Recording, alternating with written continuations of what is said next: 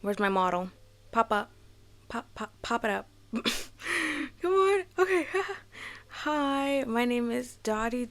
I'm your puffer princess. A puffer is a cloud and a dog hybrid. Don't ask how we got here. Just know we did okay. Anyways, today we're gonna be reading the 12 Dancing Princesses from, is from this collection of books called the Red Fairy Book. I believe there's other books, also in this collection. Well, within the book, the Red Fairy Book, there's also many different fairy tales that the guy collected and whatnot. But besides that, they also have multiple collections of that type of book. I believe maybe by the same guy, but it's like different colors. I know they have like the Blue Fairy Book. I'm not sure if that's like the actual title or whatnot. But I found the Red Fairy Book. How did I find it? I don't know. Just know I found it. And I found it for free on a Project Gutenberg website. You type it in, you can find it. You can download it, and I did that. Just exactly that. So that's what we're gonna be reading today. If you hear some mouth movements, I'm sorry. It's me. But anyway, let's get into it. Yeah, we're really zoomed in so I can read it. This is from the Gutenberg Project. If you want to go find some other books that's like free, you gotta, if you're not in the US, you gotta check your country's laws before you read the book. But if you are, you can go click it. I'm not clicking that. But yes, this is edited by Andrew Lang. It's the Red Fairy Book. It's in English because I need to read it. And then these are the credits. Release date. Oh, okay, yeah. To Mr. Billy something Miles, a profound student, yet an admirable critic. So let's get a move on. The 12 Dancing Princesses. Once upon a time, there lived in a village of, Montague Rock, a little cowboy without either a father or mother. His real name was Michael, but he was always called the Stargazer because when he drove his cows over the commons to seek for pasture, he went along with his head in the air, gaping at nothing.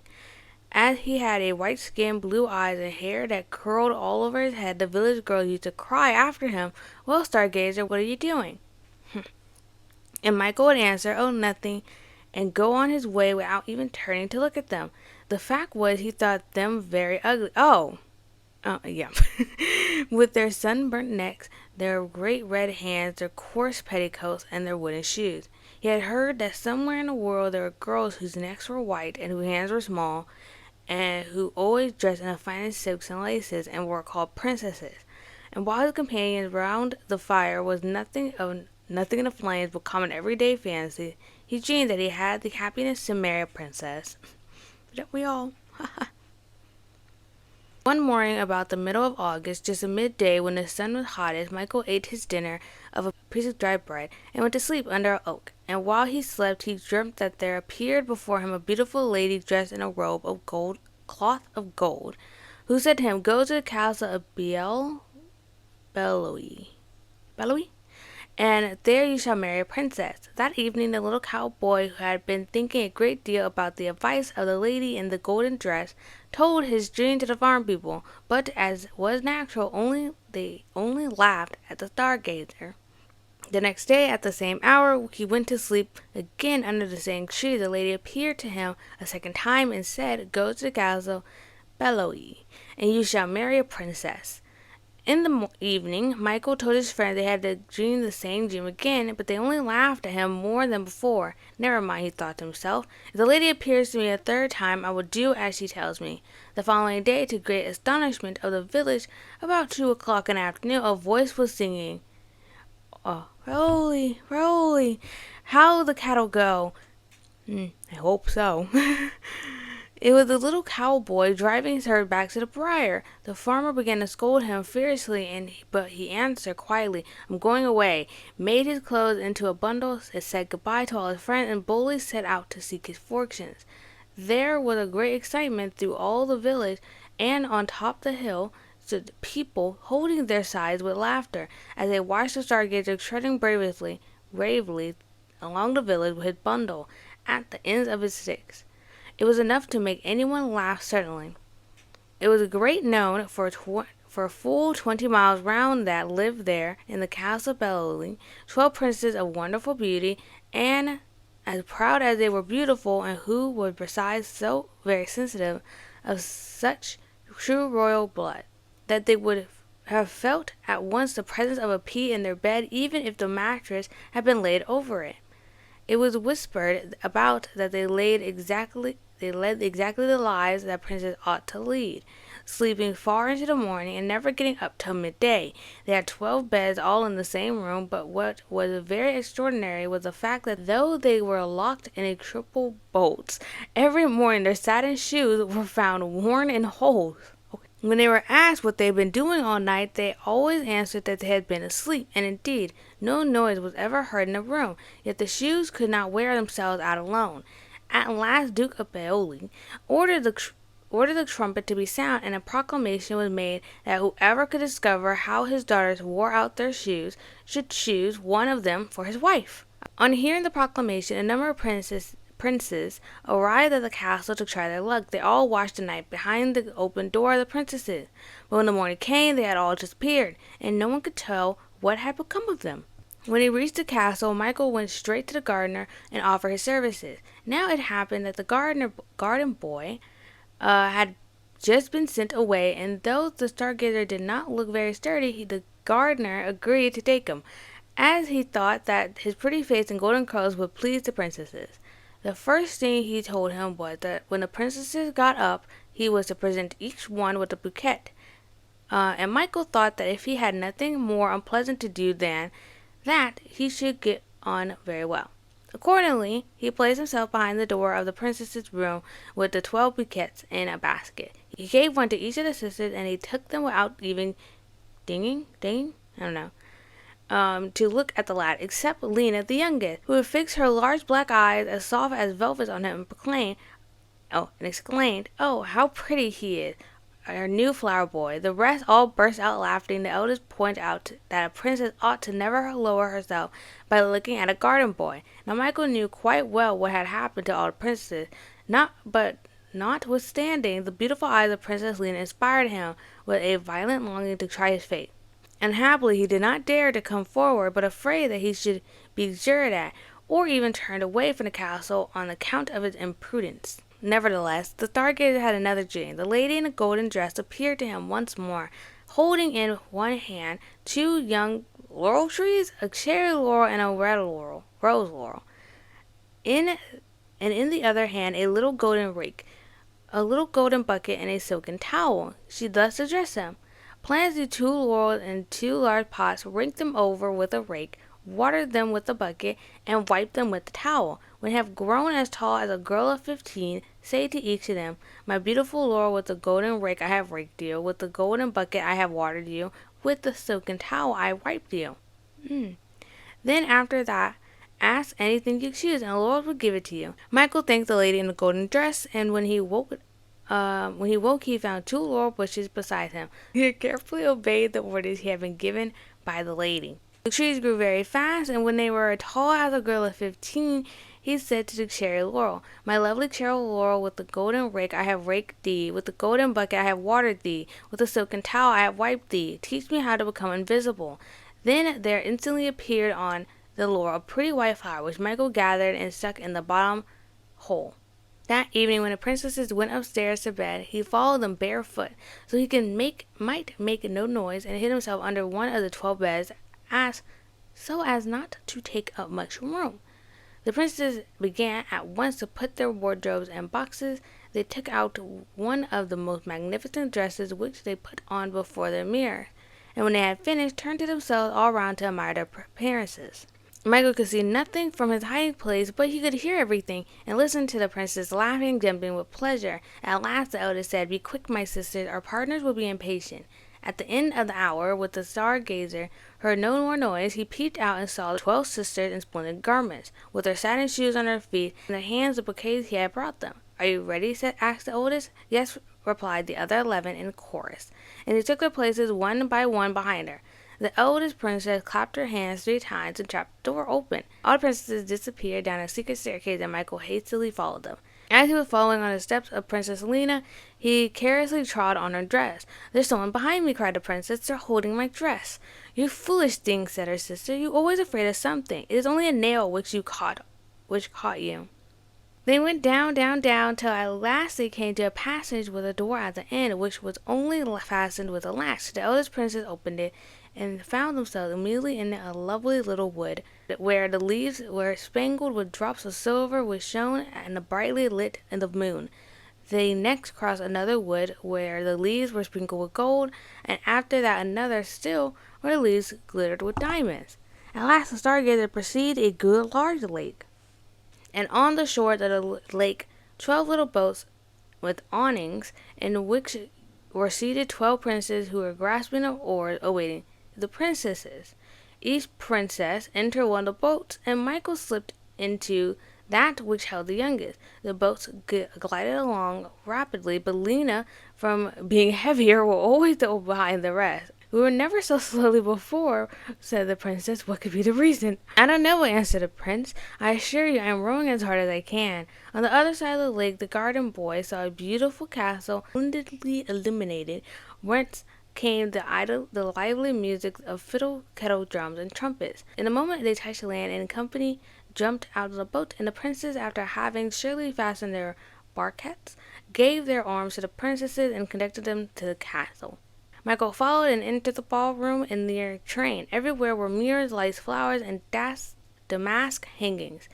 The stargazer was quite bewildered at the magnificence of the sight. He placed himself out of the way in a corner, admiring the grace and the beauties of the princesses. The loveliness was of every kind. Some were fair and some were dark.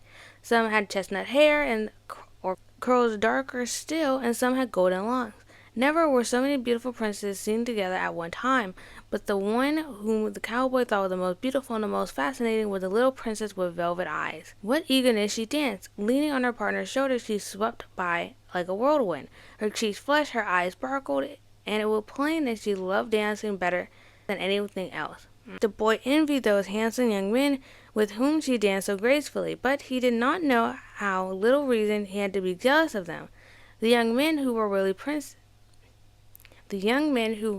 princes who, to the number of 50 at least, had tried to steal the princess's secret. The princesses had made them drink something of pride, which froze their heart and left nothing but the love of dancing. They danced on till the shoes of the princesses were worn into holes. When the cock crowed the third time, the fiddles stopped, and the delicious supper was served by black boys who consisting of sugared orange flowers, crystalled rose leaves, powdered violets, crinkles? I don't know, wafers, and other dishes, which were, as everyone knows, their favorite food of the princess. After supper, the dancers all went back to their boats, and this time the stargazers entered the boats of the eldest princess. They crossed again the wood of the diamond sprinkled leaves, the wood of the golden sprinkled leaves, and the wood whose leaves glittered with drops of silver. As proof of what he had seen, the boy broke a small branch from a tree in the last wood. Lena turned as she heard the noise made by the breaking of the branch.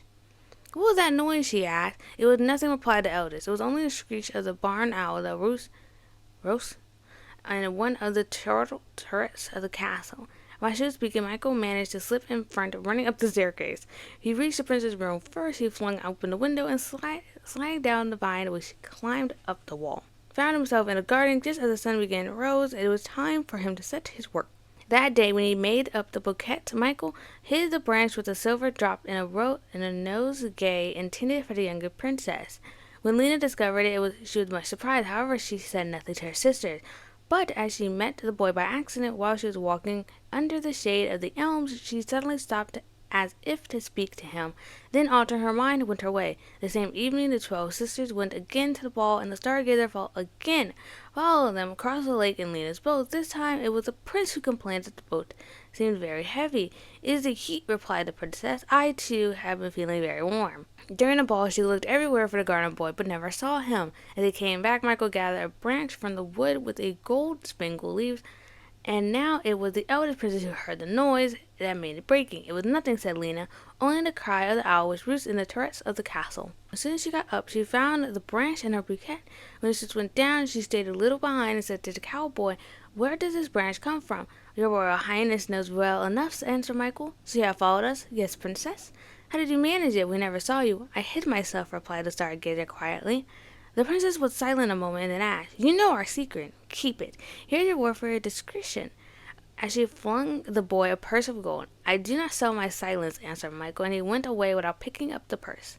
For 3 nights Lena never saw nor heard anything extraordinary. On the 4th, she had a rustling among the diamond-spangled leaves of the wood. That day there was a branch of the trees in her bouquet. She took the stargazer aside and said to him in a harsh voice, "You know what price my father has promised to pay for our secret."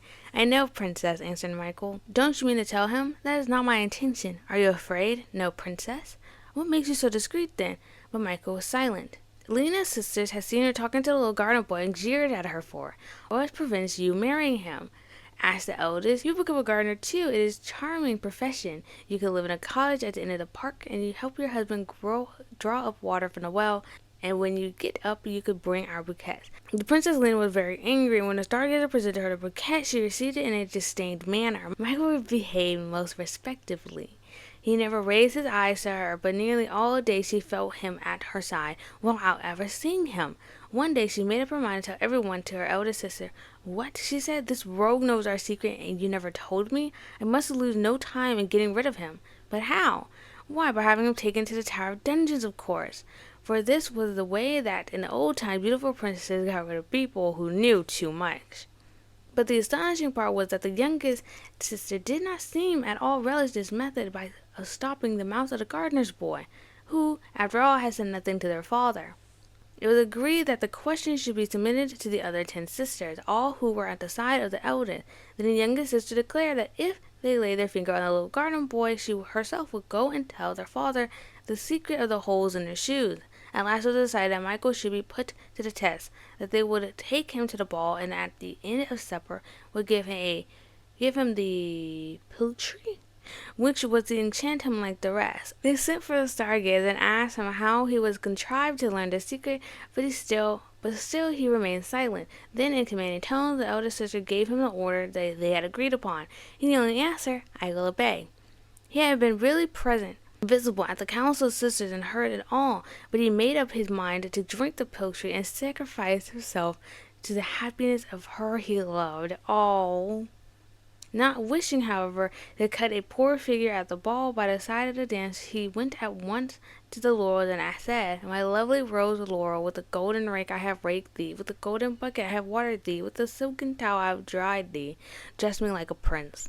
A beautiful pink flower appeared. Michael gathered and found himself in a moment clothed in velvet, which was as black as the eyes of the little princess, with a cap matched a diamond agate, and a blossom of the rose laurel in a buttonhole. Thus dressed, he presented himself that evening before the Duke of Paul, and obtained leave to try and discover his daughter's secret. He looked so distinguished that hardly anyone would have known who he was. The 12 princes went upstairs. Michael followed them and waited behind the door. They opened the door till they gave the signal for departure. This time he did not cross in Lena's boat. He gave his arm to the eldest sister, danced with it in turn, and it was so graceful that everyone was delighted with him. At last the time came for him to dance with the little princess.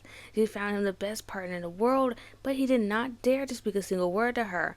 When he was taking her back to her place, she said to him in a mocking voice, "Here are you at the summit of your wishes. You are being treated like a prince." "Don't be afraid," replied the stargazer. "You shall never be a gardener's wife." The little princess stared at him with a frightened face, and he left her without waiting for an answer. When the satin slippers were worn through, the fiddles stopped, and a black boy set the table. Michael was placed next to the eldest sister and opposite to the youngest. They gave him the most exquisite dishes to eat, the most delicate wines to drink, and in order to turn his head more completely, compliments and flattery were heaped on him from every side. But he took care not to be intoxicated either by the wine or compliments. At last the eldest sister made a sign, and one of the black pages brought in a large golden cup. "The enchanted castle has no more secrets for you," she said to the stargazer. "Let us drink to your triumph." He cast a lingering glance at the princess, who, without hesitation, lifted a cup. "Don't drink," suddenly cried out the little princess. "I'd rather marry a gardener." And she burst into tears. Michael flung the contents of the cup behind him, sprang on the table, and fell at Lena's feet. The rest of the princes fell likewise at the knees of the princesses, each whom chose a husband, and raised him to her side. The charm was broken. The 12 couples embarked in a boat which crossed back many times in order to carry over the other prince. Then they all went through the three woods, and when they had passed the door of the underground passage, a great noise was heard, as if the enchanted castle was crumbling to earth. Then they went straight to the room of the Duke of Bull, who had just awoke. Michael held in his hand the golden cup, and had revealed the secret of the holes in his shoes. "Choose, then," said the Duke, "which you prefer." "My choice is already made," replied the garden boy, and he offered his hand to the youngest princess, who blushed and lowered her eyes. The princess did not become a gardener's wife. On the contrary, it was the stargazer who became a prince. Before the marriage ceremony, the princess insisted that her lover should tell her how he came to discover the secret. So he showed her the two laurels which had helped him, and she, like a prudent girl, thinking they gave him too much advantage over his wife, cut them off at the root and threw them in the fire. And this is why the country girls go about singing, "We will no longer go to the woods, the laurels are cut, and dancing in the summer by the light of the moon." Oh, well, that's the end. That's the end. Okay, well, that's the end of this, The Toad and Princesses. Such a cute story. Glad no one really died, and only they got, like, possessed for a little bit, frozen in time, you know. That was nice. That was